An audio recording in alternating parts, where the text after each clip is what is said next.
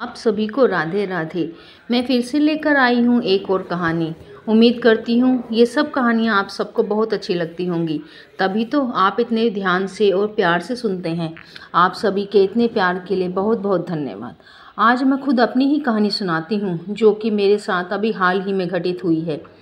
मुझे लड्डू गोपाल की सेवा करना बहुत अच्छा लगता है। मैं काफ़ी टाइम से लड्डू गोपाल लाने की सोच रही थी, मगर किसी कारणवश नहीं ला सकी। मैं अपने पति से लड्डू गोपाल लाने के लिए कहती थी तो वो कहते थे कि काफ़ी काम हो जाता है गोपाल जी का, फिर पूरे घर का काम, बच्चों का काम, इतना काम कैसे कर पाएगी।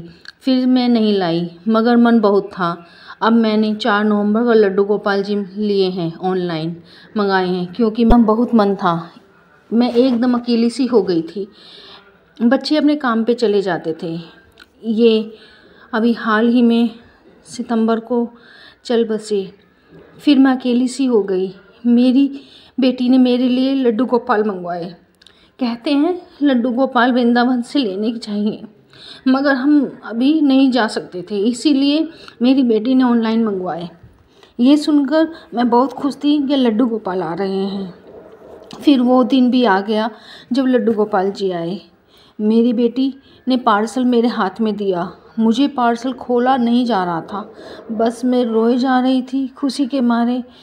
मेरी बेटी ने पार्सल मेरे हाथ से लिया और खोला। फिर मैंने गोपाल जी को अपने हाथों में लिया। मेरे हाथ काँप रहे थे। मुझे लगा कहीं मुझसे गिर ना जाए। मुझे समझ नहीं आ रहा था मैं क्या करूं क्या ना करूं। गोपाल जी रात को आए थे। फिर दूसरे दिन मैंने इन्हें चरणामृत से स्नान करवाया। फिर मैंने घर में जैसे इनके आने से रौनक सी बढ़ गई है। मेरे घर में जो रौनक मेरे घर से चली गई थी, मुझे लगा जैसे वो सब वापस आ गई है। मुझे बहुत अच्छे लगने लगा। फिर हमने गोपाल जी का 1 महीने का बर्थडे भी मनाया। बर्थडे करने के हफ्ते भर बाद मेरी रात को तबीयत ख़राब हो गई। मुझे उल्टी दस्त हो गए, बुखार भी हो गया थोड़ा सा। दूसरे दिन मुझसे उठा नहीं गया। मैं जैसे तैसे उठी, फिर बिना नहाए गोपाल जी को उठाया, दूध पिलाया, फिर लेट गई। मैं कान्हा जी को अपना बड़ा बेटा मानती हूँ। अगर मेरे से कोई पूछता है ना कि मेरे कितने बच्चे हैं, तो मैं कहती हूँ मेरे 3 बच्चे हैं। तो इसलिए मैं कान्हा जी को अपना बड़ा बेटा मानती हूँ। और सबसे अपने कोई पूछता है तो मैं 3 बच्चे ही बताती हूँ, 2 बेटे 1 बेटी। फिर मेरी तबीयत थोड़ी और ख़राब होने लगी। शाम होते होते तेज़ बुखार हो गया।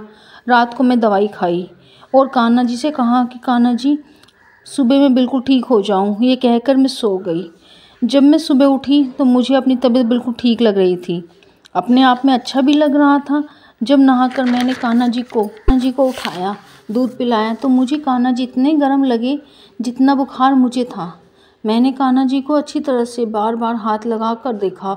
मुझे बहुत दुख हुआ कि मेरी वजह से मेरे बेटे को इतनी तकलीफ़ हो रही है। मेरे कान्हा जी को मैंने डांट कर कहा कि मैंने तुझसे कहा था कि मेरे को ठीक कर दो और अपने आप को बुखार करने के लिए कहा था क्या?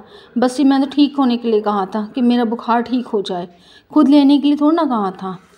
मुझे इस चीज़ के बहुत दुख हुआ कि मेरी वजह से मेरे बेटे को इतना दुख हो रहा है। और आज के बाद मैं तुमसे अपनी बीमारी के बारे में कुछ नहीं कहूँगी, ना ही तो तकलीफ़ के लिए कहूँगी। जैसे उनकी तकलीफ़ देखी नहीं गई। लोग कहते हैं ना कि लड्डू गोपाल एक पीतल की मूर्ति हैं, इसमें क्या जान होती है। मगर श्रद्धा और विश्वास, प्यार जहाँ होता है ना, वहाँ पत्थर भी पिघल जाते हैं। ये तो भगवान हैं, इन्हें कुछ भी नहीं चाहिए, सब तो इनका ही दिया हुआ है। हम कौन हैं जो इन्हें कुछ दे सकते हैं? हम तो सिर्फ प्यार ही दे सकते हैं। अगर विश्वास हो तो पत्थर में भी प्राण है। मैं तो बस इतना कहूँगी कि जो लड्डू गोपाल को इतना प्यार से रखते हैं ना, उनसे पूछो गोपाल जी उन्हें कितना प्यार करते हैं। उन्हें कोई तकलीफ़ नहीं होने देते।